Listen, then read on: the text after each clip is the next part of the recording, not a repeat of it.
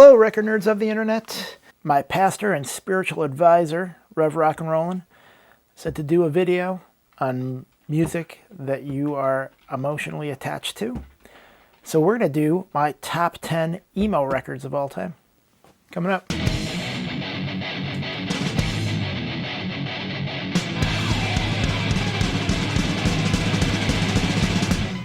A.M. All right, so let's talk about emo a little bit. Emo is sort of a fraught genre, if you can call it a genre. It's more of a subgenre, perhaps. Emo has to be one of the most hated genres of music. It's right up there with country and ska, which I don't think is fair. There's a time where you could say that rap music was hated, but that is long since gone. I remember a lot of people hated rap music in the mid to late 80s. Where did those people go? But I digress. Emo goes all the way back to 1985 in Washington, D.C., when a bunch of the members of the hardcore community, hardcore punk community, started doing bands influenced by U2. And I think it was first called emo or emotional hardcore from Thrasher magazine. I think that's right. I might be wrong. Anyway, and then, so it had a couple of phases. The most recent of phases looked very much like goth and sounded very much like metal. That is not a genre of emo I care to listen to. If that's what you're expecting, that's not what you're going to see here, people. Talking about real emo. And so let's start off with a record that may be considered emo, really is more punk. And there's a lot of different lines here. It blurs genres of punk and hardcore or indie rock. So this one I feel like is a little too in the punk category and just has a toe in the emo category. So it's going to have an honorable mention, but not a top 10 emo record. Leatherface, Mush. This is a reissue from Fire that they did in a box set. This is out of the Razor Blades and Aspirin box set that came out for Record Store Day a long time ago. And I don't think there's too much remarkable about it. They did a little bit of manipulation with, what the cover looks like. This is a little bit different than the CD version I had previous to this. This record has been reissued outside of that. This is on regular old black vinyl. There's a bunch of words in which I will never read. It is a bit, if you've never heard Leatherface, they're sort of a band. Imagine Lemmy from Motorhead singing for Husker Du. That'll get you most of what Leatherface sounds like. Every song in here is pretty awesome. Springtime, Not Superstitious are probably my two favorites on this guy. Check it out. Okay, so that's an English band. We will hop all the way over to California, Sensefield Building. So Sensefield is a band that kind of grew out of the ashes of a band called Reason to Believe that was more of a hardcore band that had a lot of like Eddie Van Halen-esque guitar playing. It was weird. It was good. They put out a couple of albums. This one gets the closest to that sort of punk side that they had. And then after this, they kind of firmly slid into more of an exclusively indie rock sort of genre. This is a reissue on Revelation. It originally came out on Warner Brothers, and then I'm sure they got dropped. But I think Rev did the original vinyl pressing back when this came out It came out in 1996 when record labels weren't putting out records. They were putting out CDs. Rev was doing vinyl pressings for those. And so they got the vinyl rights, which probably cost them nothing to do this. The singer of this band, John Bunch, who was an amazing vocalist. This is on red vinyl, clear red vinyl. He has since passed. He has died of suicide, I believe. Basically, he took a bunch of drugs and died, which is sad because his lyrics were very uplifting, borderline spiritual. Here's the insert. It is double-sided. I'm sure this is probably still in print. Rev keeps almost everything in print because Revelation Records got to make that money. Sunfield Building. Oh, let's see. What's the best songs on here? This is another one where almost all the songs are good. Overstand, Outlive the Man, Building. They're all fantastic. Just listen to this record and mourn the loss of John Bunch, an amazing vocalist, an amazing lyricist, gone much too soon. The Get Up Kids, Something to Write Home About. This is a record from a band from Kansas City. I get confused with Kansas City,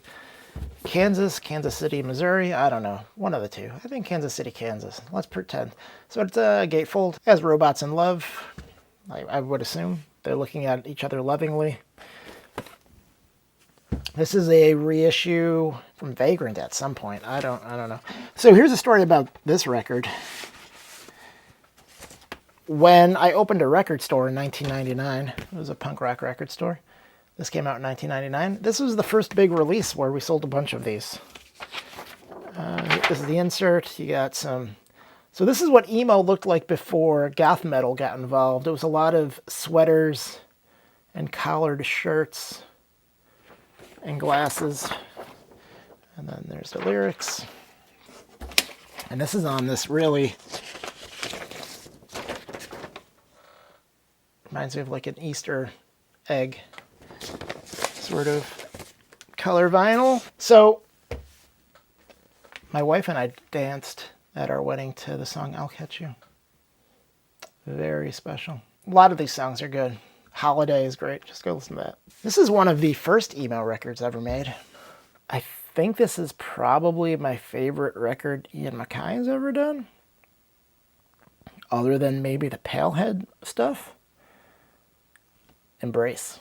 This was one of those DC bands from the mid-'80s. I think this is a first press. It's if you would have bought this back then, it was only $5 post-paid. Post-paid meaning that included postage. Now you can't even send a record for $5. There's a little insert. It's only one-sided. There's a lot of, like every song on here is great. I couldn't even give you one that I like more than the rest. I think Said Gun might be my favorite song on here. Go with that. If you want to check out Embrace, Said Gun. Another Revelation Records release, Elliott, False Cathedrals. This is their second record. This is, I think this used to go for money. And then it was out of print. And then I think it's back in print now. They're kind of playing shows again. And some of them were in a band previous to this called Falling Forward, which is getting reissued on temporary residence, maybe? I think. Anyway, if you saw this band in their prime, it was outstanding. They had a guitar player named Chris Palumbo who just went bonkers, just flinging himself and his guitar around. At one of the shows that I saw, he broke the headstock off his Gibson Les Paul, and it busted into a million little shards. And then he got it fixed and showed me at their next show that they played in Buffalo. Elliott, False Cathedrals, Drive Onto Me, Calm Americans, Speed of Film. All great songs. Lifetime, Hello Bastards. Such a great title. This band, they were from Jersey and maybe Philly at the same time. I saw this band a bunch when they were around. I really enjoyed them a lot when this album came out. Is this on colored vinyl? I assume that it is. Clear green vinyl. This is a reissue on No Idea, No Idea, in my mind, is famous for putting out records that sound bad because they do them as cheaply as humanly possible. And here's a little inside baseball. Back when I owned my record store that I just got done telling you about from 1999, we used to order wholesale from No Idea. Their LPs, I think, were $4 or $5 each wholesale. Yeah, that's how cheap they were making them back then. So this record, man, I love this record. So this band started off kind of like this real sort of blah 90s hardcore sort of sound. And then they put out a 7-inch before this where this sound kind of got solidified a little bit, and then this one was like, it was fully formed. And it's just incredible. Rodeo Clown and The Gym is Neutral Territory, those songs are pure rock. Go check it out.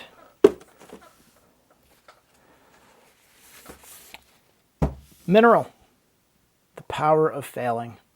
When this record came out, I kind of dismissed this band. This is gatefold. This is the semi-recent reissue on Arena Rock Records. But when this record first came out, I was like, this band just is a Sunny Day Real Estate knockoff. I really didn't care much about them. I had, their 7-inches. I think a lot of these were on. I remember there was like a glorious 7-inch that I had another one of these songs on. But as I grew older, I became more impressed with this record a lot. The production is really kind of miserable. It's not a good sounding recording whatsoever. But the songs are super, just hit you in the feels. My favorite songs are Gloria and Parking Lot. Yeah, check it out. Knapsack. This conversation is ending, starting right now. There's certain records that they come out and then you kind of associate them with other records. At least I did, because back then I was buying a lot of CDs. And I remember this record came out around the same time as the second Shellac record. This is their third record. Their third LP, rather. They had some 7-inches. Knapsack got the guitar player from Samiam, Sergi, to play in the band with them at this point. And this was their best record by far.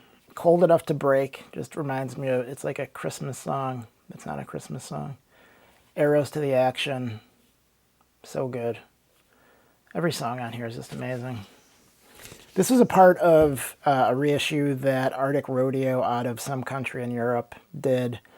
And this is from a box set that I was going to show you, but then it had my name written on it. And I don't want to tell you filthy animals my full name. But it's written on the box set. Because I think they only did like 100 of them. I don't know. This is on a color vinyl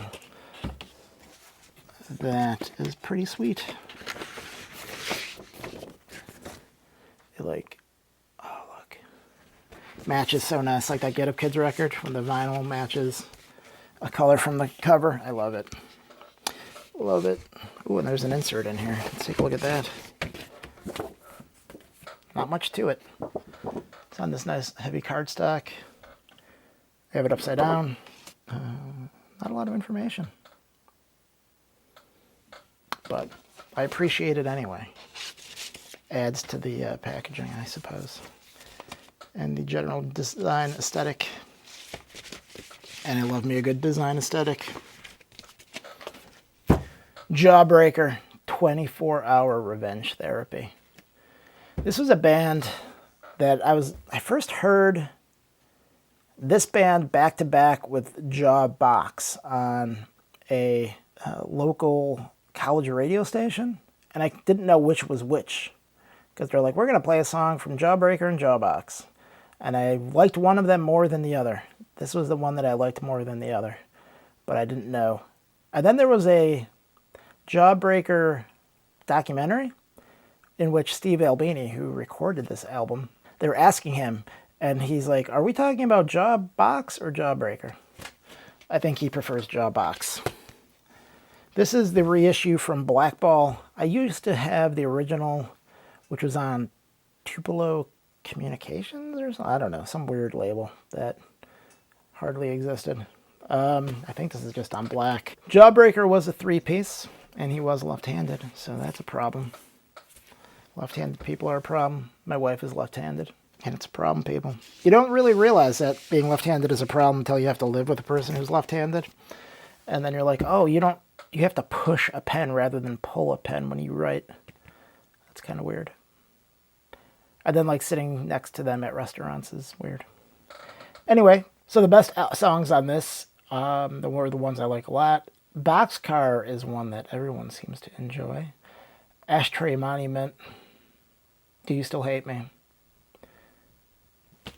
They're all good. Check it out.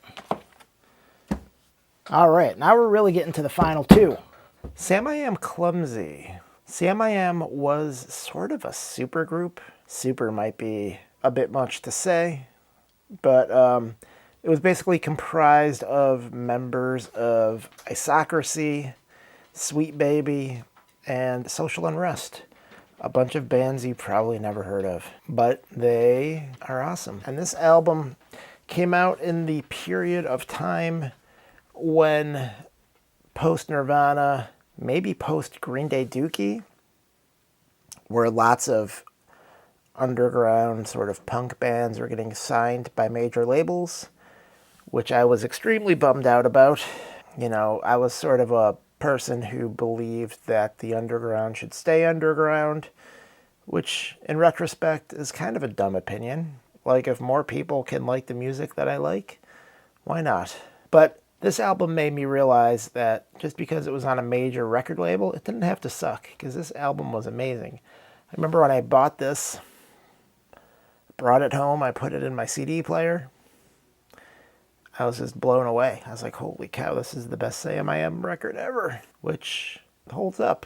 I believe this is the best Samiam record ever. So since this was on a major label, when it was issued, there was no vinyl version until Bitscore/Burning Heart put this out in the early 2000s, like 2001. This was offered on black and red. This one's on black.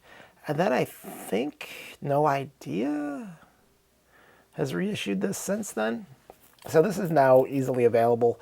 But when I bought this, I actually had to import this from Germany because I couldn't find it in the US.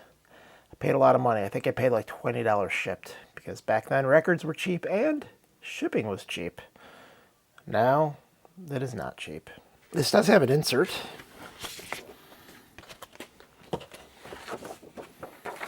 It has the lyrics, and it's one-sided. These are some of the more tortured lyrics that I've ever heard, like the songs Capsized, Stepson, Tag Along. They're all really gut-wrenching sort of songs. There are other songs that are happy, but those ones don't move me as much. This is another record where I think every song on here is great. But, let's see. Is there any song that's not good? No, there's no song that's not good. Capsized was the single.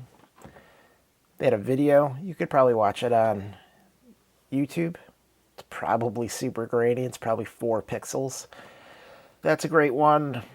Really, just listen to this whole album. If you like guitar-driven rock with depressing lyrics, this is for you.